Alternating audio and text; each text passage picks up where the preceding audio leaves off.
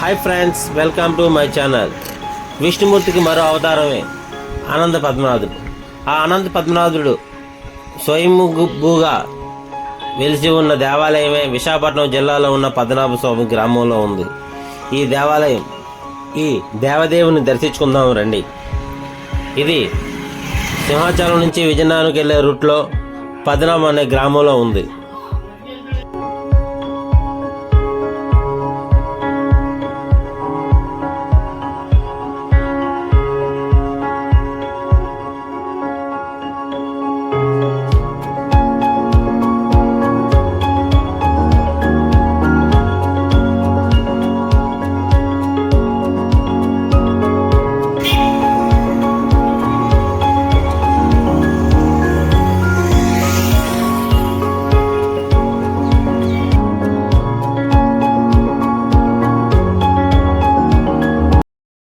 ఇదేనండి అనంత పద్మనాభ స్వామి వారి ముఖద్వారం.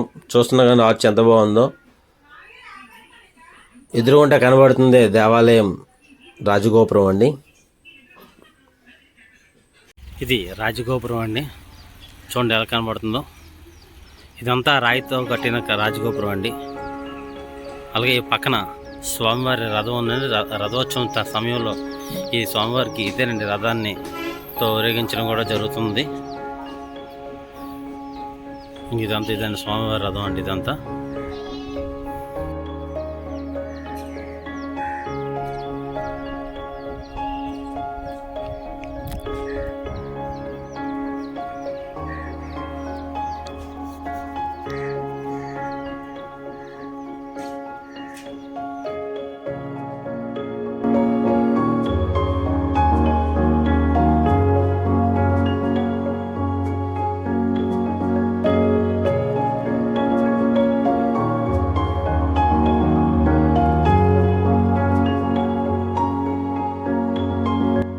ఈ రాజగోపురానికి ఒకవైపు రాళ్లతో చెక్కిన ద్వారపాలకులు, రెండు వైపులు కూడా ఉన్నాయండి. మనం లోపలికి వెళ్ళగానే విశ్రాంతి భవనం కూడా కనబడుతుంది. రాజగోపురం మధ్యన ఒక ఖాళీ ప్లేస్లో కనబడుతుంది, విశ్రాంతి భవనంలా కనబడుతుంది. చూడండి ఎంత విధంగా ఏర్పాటు చేశారో ఉత్తి రాళ్లతోనే. చాలా బాగుంది కదండి.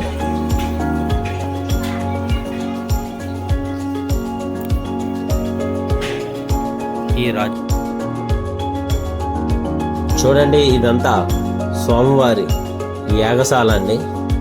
యాగం చేయడానికి యాగశాల. ఆ పక్కనే స్వామివారికి నిత్య కైంకర్యాలు చేసే, ప్రసాదాలు తయారు చేసే స్వామివారి వంటశాల కూడా ఇక్కడే ఉన్నదండి.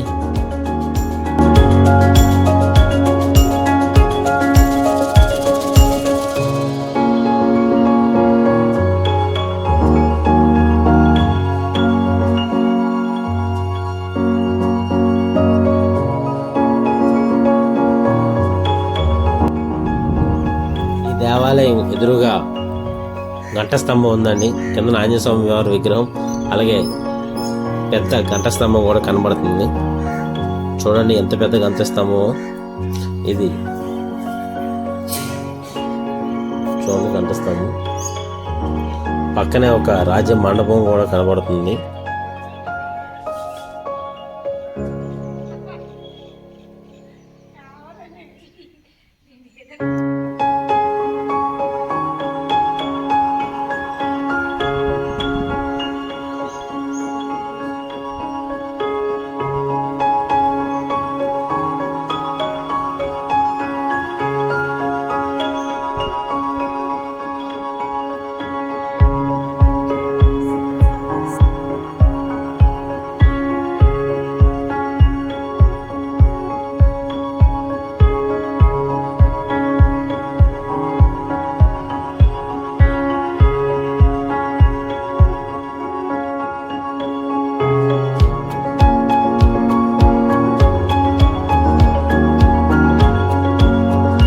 కుంతి మాధవ స్వామి దేవాలయం.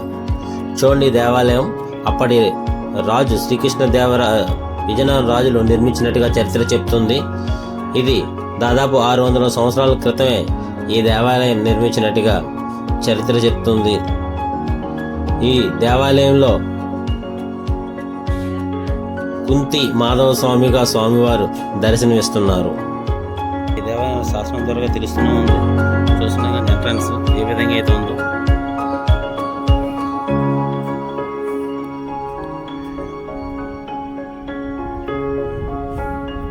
మండపం లోపలికి వెళ్ళగానే మనకి పెద్ద తలుపులు కనబడుతున్నాయండి. చుట్టూ కూడా చూడండి ఏ విధంగా నిర్మించారో. ఇదంతా చుట్టూ కూడా మనకి పెద్ద మండపం ఉందండి. ఇది స్వామివారి మండపం అండి. ఇది ఊరేగింపు చేసే హనుమాన్ వాహనం అండి. ఇది మనం చుట్టూ చూస్తే చుట్టూ కూడా పెద్ద మండపాల్లో ఉన్నాయండి. ఇదంతా మండపం ఏర్పాటు చేశారండి. ఇదంతా చూడండి ఎంత పెద్ద మండపం. ఇదంతా మండపమే అండి. చూస్తారు ఎంత పెద్దదో. చాలా విశాలమైన స్వామివారికి మాడు వీధులు అంటారండి. ఇది మాడ వీధులు అంటారు. ఈ మాడ వీధుల్లోనే స్వామివారిని కూడా ఊరేగిస్తారు కూడా, ఊరేగించడం కూడా జరుగుతుంది.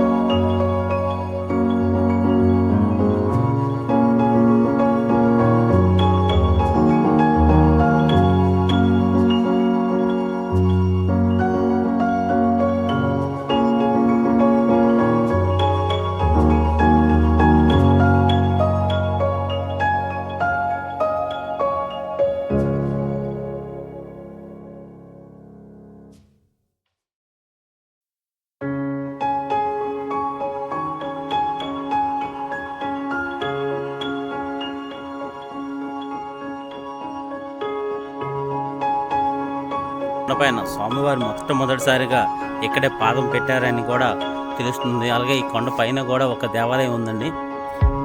దీనికి మెట్ల మార్గం కూడా ఉంది కొండపై వెళ్ళడానికి.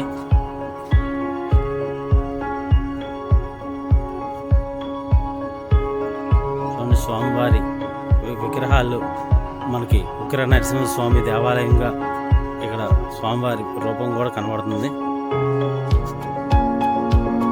చూడండి ఇది మనకి అరుదుగా కనబడే అప్పటి చెక్కిన రాయితీ విగ్రహాలు అనేవి స్వామివారి ఉగ్ర రూపంతో ఉన్న హిరణ్యకశిపుడిని సంహరించే విధమైన రూపంతో ఉన్న విగ్రహం ఉంది. కానీ ఈ దేవాలయం చూస్తే చాలా మనసు హాయిగా ఉంటుంది. అలాగే దేవుడు మనకి ఆదిశేషుపై నిలబడిన అనంత పద్మనాభ స్వామి వారు కనబడతారు ఈ దేవాలయంలో. ఒక పక్క అమ్మవారి దేవాలయం కూడా ఉందండి దీంట్లోనే. చూడండి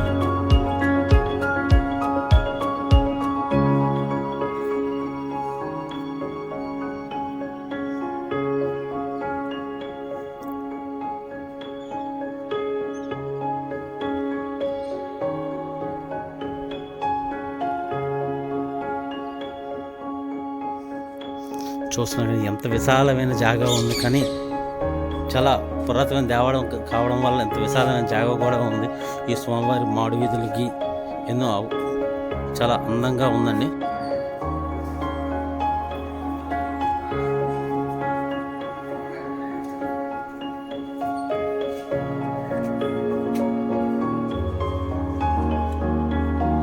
చూస్తున్నారు కానీ దేవాలయం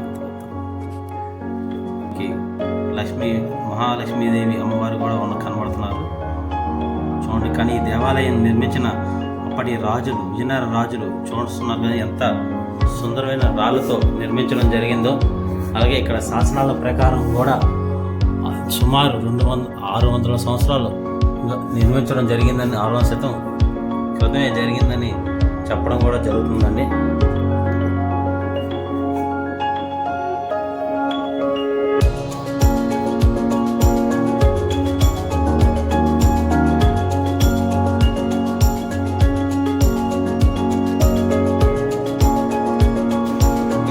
ఆండాలు వారు కూడా ఉన్నారండి. ఇక్కడ మనం చూస్తున్నారు కానీ ఇక్కడ ఆండాలు వారు అంటారు. ఇక్కడ చూడండి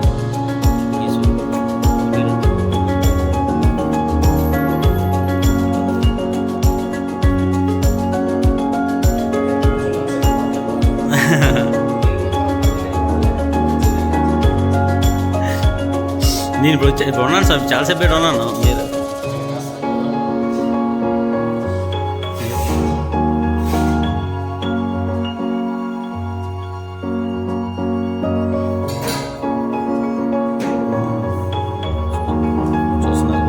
స్వామివారి ఉచ్చ విగ్రహాలు ఇవన్నీ కూడా, అలాగే ఆ దేవదేవుడు విగ్రహాలు, ఆదిశేషు అప్పుడే ఉన్న విగ్రహాలు అవన్నీ కూడా కనబడుతూ ఉన్నాయి కదండి.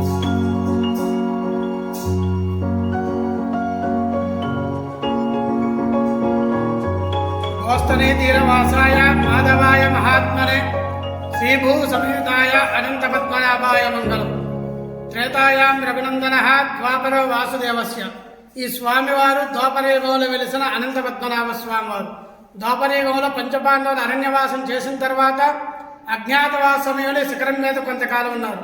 ఈ అజ్ఞాతవాస సమయంలో పంచపాండవులు ఎవరికంటా పడినా మళ్ళీ అరణ్యవాసము అజ్ఞాతవాసం చేయాలి కాబట్టి శ్రీ మహావిష్ణువు అవతారమైనటువంటి శ్రీకృష్ణుని ప్రార్థించగా స్వామి ప్రత్యక్షమైన వెంటనే స్వామి మా అరణ్యవాసాన్ని దిగ్విజయం చేశారు. అలానే మా అజ్ఞాతవాసాన్ని కూడా జయప్రదం చేయమని ప్రార్థించగా శ్రీకృష్ణ పరమాత్మని ముల్లోకాలంతా కూడా పరిపాలించేవాడిని, నేనంటే ఇక్కడ ఉండడం కుదరదు, నా చిరునామాలు వ్యక్త అవ్యక్తంగా కనిపించినట్లుగా శంకు చక్రము నామము లక్ష్మీదేవి అనంతుడిని ఇక్కడ పెట్టి వెళ్తాను, నన్ను సేవించుకోండి. అనంతుడనేవాడు నాకు అత్యంత ప్రీతికరమైన వాడు. భాద్రపద మాసంలో శుద్ధ చతుర్దశి నాడు అనంతవ్రతం అనేది ఒకటి ఉన్నది. అది చేసుకున్నట్లయితే విజయాన్ని పొంది రాజ్యాభిషక్తులవుతారని చెప్పగా పంచపాండవులు స్వామివారిని సేవించుకొని భాద్రపద మాసం అనగా వినాయక చవితి అయిపోయిన తర్వాత వచ్చే చతుర్దశి నాడు అనంతవ్రతము చేసుకున్న తర్వాత కొద్ది రోజులు కనుక విజయదశమి కల్లా వాళ్ళకి విజయం చేకూరి వాళ్ళు రాజ్యానికి వెళ్ళిపోతారండి. ఇక్కడ స్వామివారు స్వయంభూ సాలగ్రామం మీద వెలిసిన స్వామివారండి. ఇక్కడ నిదర్శనం ఏంటయ్యా అంటే స్వామి ఎప్పుడూ కూడా సర్పరూపంలో సంచరిస్తూ ఉంటారు, అదొక నిదర్శనం. ఇంకొకటి ఏంటయ్యా అంటే మన వరల మొత్తం మీద కూడా స్వయంభూ వెలిసిన స్వామి ఇక్కడ ఒక్క చోటనే ఉన్నది. కిందన కొండ దిగువన కుంతి మాధవ స్వామి. పంచపాండవుల తల్లి కుంతీదేవి కుమారుడు అరణ్యవాసానికి అజ్ఞాతవాసానికి వెళ్ళారని చింతతో 5 చోట్లకి తీర్థయాత్రలకు వెళ్తుంది. ఈ 5 చోట్ల కూడా మేనల్లుడైనటువంటి శ్రీకృష్ణుని ప్రతిష్ఠించుకుంటూ వస్తుంది. ఒకటి కాశీ, రామేశ్వరం, ప్రయాగ, పిఠాపురం, పద్మనాభం. కాశీలో బిందు మాధవ స్వామి, ప్రయాగాలో వేణుమాధవ స్వామి, రామేశ్వరంలో సేతుమాధవ స్వామి, పిఠాపురంలో సుందరమాధవ స్వామి. చివరి క్షేత్రంగా శ్రీకృష్ణుడు కోరిక మేరకు ఇక్కడ కుంతి అని పేరు వచ్చిన తర్వాత మాధవులని వస్తుందండి.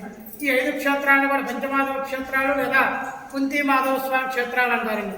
వీళ్ళు సామ్రాజ్యానికి వెళ్ళిపోయిన తర్వాత మన విజయనగరం సామ్రాజ్యం ఏర్పడిన తర్వాత విజయనగరం రాజాగారు స్వప్నంలో స్వామివారిని కనిపించి ఫలానా శిఖరం మీద వెలిశాను, దేవాలయం నిర్మాణం చేయమని ఆజ్ఞాపించగా విజయనగరం రాజాగారు నిర్మించిన 101 దేవాలయాల్లో ఈ 2 దేవాలయాలు ఉన్నాయండి. కొండ మీద అనంత పద్మనాభ స్వామి, కొండ దిగువన కుంతి మాధవ స్వామి.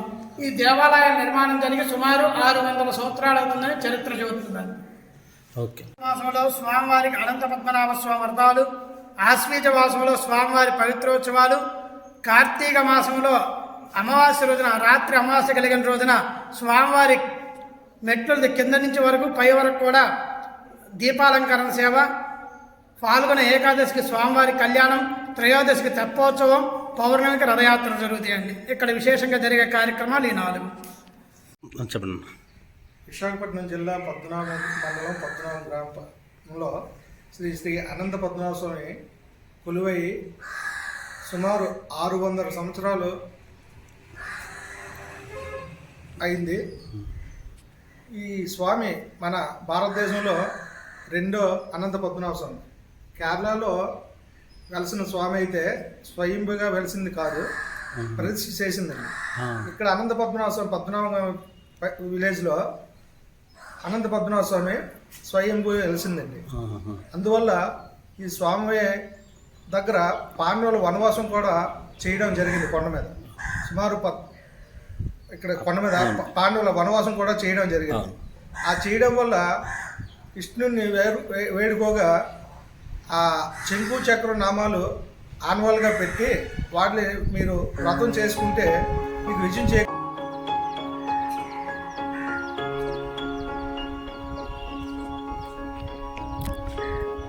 ఈ వీడియో మీకు నచ్చినట్టయితే లైక్ చేయండి, షేర్ చేయండి, అలాగే మాకు కామెంట్ చేయండి, సబ్స్క్రైబ్ చేయడం మర్చిపోకండి. పక్కనే ఉన్న బెల్ సింబల్ మాత్రం ప్రెస్ చేయండి. నా వీడియోస్ అన్నీ కూడా మీకు నోటిఫికేషన్గా వస్తుంటాయి. అన్నకు సైడ్